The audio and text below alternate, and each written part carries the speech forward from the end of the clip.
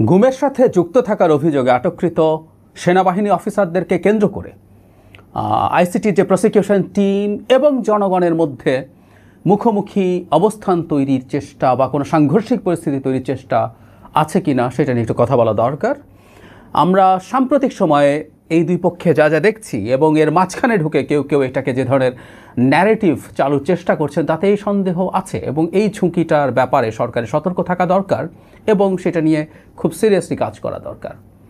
সেনাবাহিনী সরকারের একটা ইন্টিগ্রাল পার্ট, কোনো সন্দেহ নেই, কিন্তু 5 তারিখের পর থেকে আমরা পছন্দ করি বা না করি সেনাবাহিনী বিশেষ করে সেনাপ্রধানের কিছু বক্তব্যে তার কিছুটা ভিন্ন এক ধরনের অবস্থান, তার নিজস্ব একটা অবস্থান আছে, চাওয়া আছে, বিশেষ করে নির্বাচনের প্রশ্নে সেটা মনে হচ্ছে, সেটা মনে হবার কারণ আছে এবং বিদ্যমান প্রেক্ষাপটে আমরা এটাকে খুব প্রটেস্ট বা কন্টেস্টও করি না, আমি অন্তত অ্যাটলিস্ট করি না।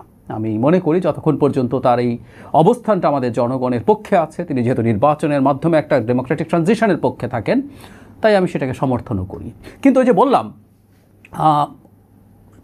দুটো পার্ট, সেনাবাহিনী এবং আমরা সাম্প্রতিক সময় চিফ প্রসিকিউটর যেভাবে কথা বলছেন তাতে মনে হয় যে এর মধ্যে ভুল বোঝাবুঝি আছে এবং সেটা পরস্পরের সাথে এক ধরনের প্রতিদ্বন্দ্বিতায় লিপ্ত হয়েছে এরকম মনে হতে পারে। এখন রাষ্ট্রের এই দুটো উইং যখন এভাবে পরস্পরের সাথে বিহেভ করে তখন জনগণের মধ্যেও কনফিউশন তৈরি হতে পারে এবং এই কনফিউশনের সুযোগ কেউ না কেউ নেয়ার চেষ্টা করতে পারে বা করছে। আমরা চিফ প্রসিকিউটর জনাব তাজুল ইসলাম গত পরশু প্রথম একটা ব্রিফিং করেন, তার মাধ্যমে তিনি কিছু লিগ্যাল ব্যাখ্যা দেন। সেনাবাহিনীর পক্ষের যে ব্রিফিং হয়েছে সেটা প্রসঙ্গে তার কাছে যখন জানতে চাওয়া হয় এবং তার লিগ্যাল যে ব্যাখ্যা ইজ ওকে, সেটা হচ্ছে তিনি যা যা বলেছেন আমি খুব সামারি করি। সেটা হচ্ছে যাদেরকে হাতে রাখা হয়েছে, যাদেরকে হেফাজতে নেওয়া হয়েছে বলে বলা হলো যে 15 জন ওয়ার্কিং বা সার্ভিং অফিসারকে, তাদেরকে জনাব তাজুল গ্রেফতার বলতে রাজি নন। দুটো কারণে এটা ইনফ্যাক্ট জানানোর কথা ছিল, জানানো হয় না। তার চাইতে জরুরি যে কথা, যেটা যদি গ্রেফতার তারা সত্যি হয়ে থাকেন তাহলে তো 24 ঘন্টার মধ্যে তাদেরকে আদালতে প্রডিউস করার কথা। এটা আমাদের বিভিন্ন আইন শুধু না, এটা আমাদের সংবিধানের এই অনুচ্ছেদে লেখা আছে। তো এটা খুবই একটা ফান্ডামেন্টাল রাইট। সেটা যেহেতু করা হয়নি, তিনি বলছেন তারা অফিসিয়ালি যেহেতু ইনফর্মড হন নাই, সেটা আছে। তারপরে সেনাবাহিনী তাদেরকে নিজের হেফাজতে রেখে মামলার শুনানির সময় বারবার নিতে চায়। সেই প্রসঙ্গে যদি বলা, যখন জিজ্ঞেস করা সেটা পরশু জনাব তাজুল যেটা বলেছিলেন সেটা হচ্ছে এই যে তাদেরকে যেখানে রাখা হবে সেনানিবাসের, সেটাকে যদি সাবজেল ঘোষণা না করা হয় তাহলে এটা হতে পারে না। আমরা গতকাল দেখলাম এই সিদ্ধান্ত নেওয়া হয়েছে, আমি আসবো, it's a very positive decision definitely. এর বাইরে কোন আইনে হবে না হবে নিয়ে কনফিউশন ছিল, জনাব তাজুল ক্লিয়ার করেছেন যে এটা আইসিটিতে হবে, কারণ তিনি বলছেন এখানে যে অপরাধগুলো এখানে সংজ্ঞায়ন করা আছে, মানবতা বিরোধী অপরাধ, গুম একটা মারাত্মক মানবতা বিরোধী অপরাধ, সেই অপরাধের বিচার এখানে কাভার করে। এবং রাইটলি আমি এর আগের একটা ভিডিওতে আমি আপনাদেরকে আইনের ওই ধারাটা দেখিয়েছি, আর্টিকেল 3(1)A-তে ক্লিয়ারলি বলা আছে ডিসিপ্লিন ফোর্স, অক্সিলারি ফোর্স এবং তাদের ইন্টেলিজেন্স সবারই এইখানে বিচার করা যাবে। মানে কর্মরতদের বিচার তো সামরিক আইনে হবে বা সেনা আইনে হবে। এর মধ্যে আবার একটা অপশন আছে, অপশনের কথা বলাই যায়, সেটা হচ্ছে যে আইসিটি যে আইন আছে সেটার একটা সংস্কার করা হয়েছে, তাতে যুক্ত করা হয়েছে চার্জশিট দেওয়ার সাথে সাথে সেনাবাহিনীর সদস্যদের, মানে সেনা সদস্যদের চাকরিচ্যুতি হয়ে যাবে। তার মানে টেকনিক্যালি যে 15 জন সার্ভিং অফিসারের বিরুদ্ধে চার্জশিট দেওয়া হয়েছে, দেওয়ার সাথে সাথে তারা চাকরিতে নেই। তারা যদি চাকরিতে না থাকেন তাহলে তাদেরকে নিশ্চিতভাবেই সেনা আইনের বাইরে বিচার করা যাবে। এটা হলো প্রাথমিকভাবে বলছি। এই ধারাটা নিয়ে যখন প্রশ্ন ওঠে, এটা নিয়ে কনফিউশন হতে পারে, একটা মানুষের বিরুদ্ধে চার্জশিট হলে তার চাকরি চলে যাবে কেন, কিন্তু সংবিধানের আর্টিকেল 47-এ এটা আসলে লেখা আছে কিছু কিছু ক্ষেত্রে আইন তৈরির ক্ষেত্রে যদি আমাদের কোনো ধারার সাথে সাংঘর্ষিক হয়, কিছু ফান্ডামেন্টাল রাইটসের সাথে কনফ্লিক্ট করে, সেটা আপহেল্ড থাকবে। যেমন একটা উদাহরণ দেই, যে ভূমি অধিগ্রহণ যদি কোনো রকম কোনো আইন সরকার করে, সেটাও আসলে কোর্টে চ্যালেঞ্জ করা যাবে না, এরকমভাবেই বলা আছে। এটার ওই এক্সেমশন পাবে যদি অন্য কিছুর সাথে সাংঘর্ষিক হয়। আর যদি ইভেন চাকরিচ্যুতি নাও ঘটে, আসলে চাকরিচ্যুতিটা দরকার ছিল বলে আমার মনে হয় না, হয়তো কি বিতর্কটা তৈরি করা হয়েছে। চাকুরিরত অফিসারদেরকেও আইসিটি যে আইন আছে সেটার মাধ্যমে বিচার করা যায়। আমি ধারণা করি এই জিনিসটা করা হয়েছে মূলত সেনা আইনে বিচার করা যাবে এই অপশনটাকে নষ্ট করার জন্য। এই চালাকিগুলোর দরকার ছিল না। এই চালাকিগুলো করা বা এই ধূর্ততা দেখানো, এইগুলো আসলে প্রশ্ন এই কারণেই তৈরি করে যে অহেতুক, যে আপনি আসলে একটা পক্ষকে শত্রুর মতো বিহেভ করছেন। আমরা প্রায় একটা কথা বলছি, যাবতীয় যত বিচার হবে এই অপরাধের সাথেও যারা জড়িত আছেন এর মধ্যে কোনো প্রতিহিংসার প্রশ্ন নেই, প্রতিহিংসার ব্যাপার নেই। মূল উদ্দেশ্য হচ্ছে সমাজে ন্যায় বিচার প্রতিষ্ঠা করা। মানে গুমের মতো এটা বিভৎস মানবাধিকার বা মানবতা বিরোধী অপরাধের যদি আমরা বিচার করতে না পারি, আমরা আমাদের সমাজে কোনোদিনও ন্যায় বিচারের আলাপ তুলতে পারবো না, আমি মনে করি এটা। তো বিচারগুলো হওয়া দরকার আছে এবং এসব চালাকির কোনো প্রয়োজন ছিল না, এটা এমনিতেই হতে পারতো। কিন্তু এগুলো করার মাধ্যমে কনফিউশন হচ্ছে এবং এগুলো যখন প্রকাশ্যে এভাবে বারবার বলা হয় সেটা নিয়ে প্রশ্ন উদ্রেক করে, কোনো সন্দেহ নেই। এমনকি গতকালও যখন সাবজেল ঘোষণা করা হয়েছে সেটার ব্যাপারেও তিনি বেশ চাঁচাছোলা ভাষায় বলছেন যে এটা তাদের ব্যাপার না, এটা স্বরাষ্ট্র মন্ত্রণালয়ের ব্যাপার। হ্যাঁ, ট্রু, এগুলো স্বরাষ্ট্র মন্ত্রণালয় করতেই পারে, কিন্তু তাদেরকে ওখানে যেতে হবে। ইনফ্যাক্ট এই যে যেতে হবে বা আমাদের কাছে আসে নেই, তারিখ তো সম্ভবত 22 তারিখ, এগুলো খুব সফটলি বলা যেতে পারতো যে 22 তারিখ সর্বশেষ দিন আছে, এর মধ্যে তাদেরকে প্রডিউস করার কথা আছে। এখন তারা ডিটেইনড না, মানে তারা গ্রেফতার হয়েছেন না হওয়ার নাই, এই তর্কে চিফ প্রসিকিউটরে ঢোকার কোনো দরকার ছিল না।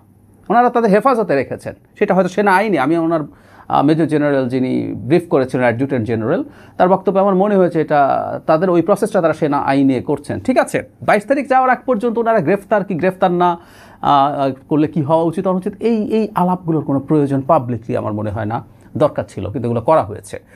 কিন্তু এর মধ্যেও আমি মনে করি সেনাবাহিনীর যে চাওয়া ছিল, সম্ভবত এটা নিয়ে নিউজ আসছিল যে তারা চান যে তাদের হেফাজতে থাকবেন, হিয়ারিংয়ের সময় যাবেন আবার নিয়ে আসবেন, একটা সাবজেল ঘোষণা করলে সেই সমস্যাটার সমাধান হয় এবং সরকার এই পদক্ষেপটা নিয়েছে। এটা একটা গুড মুভ। অনেকের হয়তো ভালো লাগবে না, আমার মনে হয় অনেকের ভালো লাগছেও না, কিন্তু এটা যেহেতু আইনের পেরিমিটারের মধ্যে সম্ভব। এর আগে আমরা শেখ হাসিনা, খালেদা জিয়া এই দুজন যখন 11-র সময় তাদের সংসদ ভবন এলাকার বাড়িতে ছিলেন, সেগুলোকে সাবজেল ঘোষণা করা হয়েছে। সো এই চর্চা, এই প্র্যাকটিস আছে এবং এটা আইনের মধ্যে। সো এটার মাধ্যমে যদি সেনাবাহিনীর একটা এক্সপেকটেশনকে ফুলফিল করা হয় তাতে তো সমস্যার কিছু নাই। বরং সেনাবাহিনী যে সদিচ্ছা দেখিয়েছে তাদের জায়গা থেকে, সার্ভিং এতগুলো অফিসার, অনেকে সার্ভিং অফিসার কারো একটা দুজনের বিচার টিচারের কথা বলেন, কিন্তু এত বেশি ওয়াইড স্কেলে না এটা। একজন মেজর জেনারেল, 7 জন brigadier general, colonel, lieutenant colonel, মাত্র একজন মেজর আছেন। সো এইটা ব্যাপারে এই সোফার যে স্টেপ হয়েছে এটাকে আমরা ভালোভাবে দেখতে চাই। ইভেন আমি জানি না, আমি সেনা আইন নিয়েও যে আলাপটা আছে যে সেনা আইনে কি আদৌ তাদের বিচার করা যেত না, তাদের যদি বিচার করা, মানে অবসরপ্রাপ্ত সেনার কর্মকর্তা অনেকে বলেছেন এটা সম্ভব। আমি অবশ্য ওই আইনটা পড়িনি, ইনফ্যাক্ট আমি পাইওনি, খুঁজে পেলে আমার পড়ার আগ্রহ আছে। বা আমরা এভাবে কি বলতে পারি, সেনা আইনে যদি এই ধরনের অপরাধ ইনকর্পোরেটেড না থাকে, আমি তো ব্যক্তিগতভাবে মনে করি এই ধরনের অপরাধ সেনা আইনেও ইনকর্পোরেটেড থাকা দরকার। সো সেই আইনটারও একটা সংশোধনী, একটা অধ্যাদেশের মাধ্যমে তো করা যেতে পারতো, করে সেটাতে ইনক্লুড করে সেনা আইনেও তাদের বিচার হতে পারতো, যদি আমরা সমাধানের জায়গায় যেতাম। এই কথাগুলো এভাবে বলছি কারণ বাংলাদেশ খুবই টার্ময়েলের একটা টাইমের মধ্য দিয়ে যাচ্ছে। এই সময়ে আমাদের সেনাবাহিনীকে বিতর্কিত করার চেষ্টা অ্যাজ আ ফোর্স, এবং সবচেয়ে জরুরি কথা, সেনা প্রধানকে বিতর্কিত করার চেষ্টা করা হচ্ছে। যখন তিনি যাদের নামে ওয়ারেন্ট হয়েছে তাদেরকে যখন হেফাজতে নিলেন, একটা চক্রান্ত শেষ হলো, কিন্তু কোনো না কোনো ফর্মে এই চক্রান্ত চলছে। তিনি তার সেনা নিবাসে যদি তাদেরকে রাখার চিন্তা করেন, সেনাবাহিনী যদি জেনারেলি চিন্তা করেন, তো বেআইনি কিছু চান নাই, একটা সাবজেল ঘোষণা করে তো সেটা হতে পারে। সুতরাং তারা এমন কিছু চান নাই যেটা আসলে আমাদের আইন পারমিট করে না, কিন্তু এটার বিরুদ্ধেও কথা আছে, কথা বলছে লোকজন। এবং আমি মনে করি আইসিটি চিফ প্রসিকিউটর পাবলিকলি এত কথা বলছেন ক্রমাগত, সেগুলো, এই বক্তব্যগুলো, এবং তাতে মনে হয় যে তাদের সাথে এক ধরনের মুখোমুখি অবস্থান আছে। এই মুখোমুখি অবস্থান যখন আছে বলে মনে হয় তখন অনেকে সুযোগ নেওয়ার চেষ্টা করে। এই আলোচনাগুলো খুব ইজিলি নিজেদের মধ্যে হতে পারতো। এমনকি তাদের মধ্যে যদি কোনো প্রসঙ্গে, কোনো কারণে যদি দূরত্ব থেকেও থাকে, সরকারের কেউ একজন, কোনো উপদেষ্টা হোক, এমনকি প্রয়োজনের প্রধান উপদেষ্টা, তাদের মধ্যে বসে কিভাবে হবে বিচার কিভাবে এগিয়ে যাবে, কিভাবে হতে পারে, কি অপশান হতে পারে, সেনাবাহিনী যদি তাদের দিক থেকে এই শুধু কাস্টাডিতে রাখা না, সেনা আইন প্রসঙ্গেও যদি তাদের মধ্যে কোনো প্রশ্ন থাকে, তাদের মধ্যে যদি কোনো কিছু চাওয়ার থাকে বা কোনো পসিবল সলিউশন থাকে, সেগুলো নিয়ে আলাপ হতে পারে। আমরা বিচার চাই, বিচারটা যাতে ঠিকঠাক মতো হয়, এটা যাতে প্রতিহিংসার মতো না দেখায়। মানে সেনাবাহিনী অত্যন্ত পাওয়ারফুল এবং খুবই সেন্সিটিভ একটা প্রতিষ্ঠান, সেনাবাহিনী এত সেন্সিটিভ প্রতিষ্ঠান হওয়া উচিত না, এটা আমি মনে করি। কিন্তু দীর্ঘকালের বাংলাদেশের ট্রেন্ড এটা, বাংলাদেশের চর্চা এটা, নর্ম এটা, হুট করে একটা নর্ম ভেঙে ফেলা যায় না। এই জন্যই এই জিনিসগুলো সফিস্টিকেটেড ওয়েতে ডিল করার কথা বলছিলাম, কিন্তু আমার কাছে অবস্থা দৃষ্টে মনে হচ্ছে অনেক ক্ষেত্রেই এতটা সফিস্টিকেটেড ওয়েতে করছে না। মানে কারো মনে হচ্ছে আমরা অনেক পাওয়ার পেয়ে গেছি, পাওয়ারফুল হয়ে গেছে, সো আমরা সেনাবাহিনীকে খুবই ওঠবস করাবো। আবার যখন এই ধরনের আচরণ করা হচ্ছে, সেটার সাথে সিঙ্ক করছে মানে অনেক সোশ্যাল ইনফ্লুয়েন্সার যারা এগুলো নিয়েও প্রচুর শোরগোল তৈরি করার চেষ্টা করছেন সেনাবাহিনী সেনাপ্রধানের বিরুদ্ধে। সুতরাং আমি মনে করি সরকারের এই ব্যাপারে খুব সতর্ক থাকা দরকার এবং যে কোনোভাবেই এই উত্তেজনার পরিস্থিতি যাতে তৈরি না হয়, আলাপ আলোচনার মাধ্যমে, আন্ডারস্ট্যান্ডিংয়ের মাধ্যমে সব কিছু ঠিকঠাক মতো করে সফটলি সফিস্টিকেটেডলি হ্যান্ডেল করা দরকার। আমরা খুবই টার্ময়েলের একটা টাইমে আছি। বাংলাদেশে এই সময় কোনো গোলযোগ, আমাদের ন্যায় বিচার ইজ আ মাস্ট, কোনো সন্দেহ নাই। একই সাথে এটাও খুবই জরুরি, সেনাবাহিনীর মতো প্রতিষ্ঠানের উপরে চাপ তৈরি হয়ে তাদের উপরে নানা রকম নেগেটিভ প্রোপাগ্যান্ডা ছড়িয়ে তাদের মনোবল দুর্বল করে তাদেরকে এই টার্ময়েলের টাইমে দেশকে ভালনারেবল করা, বিপদগ্রস্ত করা এবং সর্বোপরি আমাদের নির্বাচনটাকে সংকটের মধ্যে ফেলা, এগুলো থেকে দূরে থাকতে হবে। সেনাবাহিনী রাইটলি তাদের পদক্ষেপগুলো নিচ্ছেন, তারা তাদের বিচারের ব্যাপারে পারমিট করেছেন। এখন একটু আলোচনার মাধ্যমেই ঠিকঠাক হওয়া দরকার, দুই পক্ষ যাতে তাদের মধ্যকার কোনো রকম কোনো কনফিউশন যদি থাকে, মিসআন্ডারস্ট্যান্ডিং যদি থাকে, সেগুলো দূর করবে, আমরা সেটা এক্সপেক্ট করি। এবং পাবলিকলি এত কথাবার্তা হওয়াটা আমি বিশ্বাস করি ভুল বার্তা দেয়।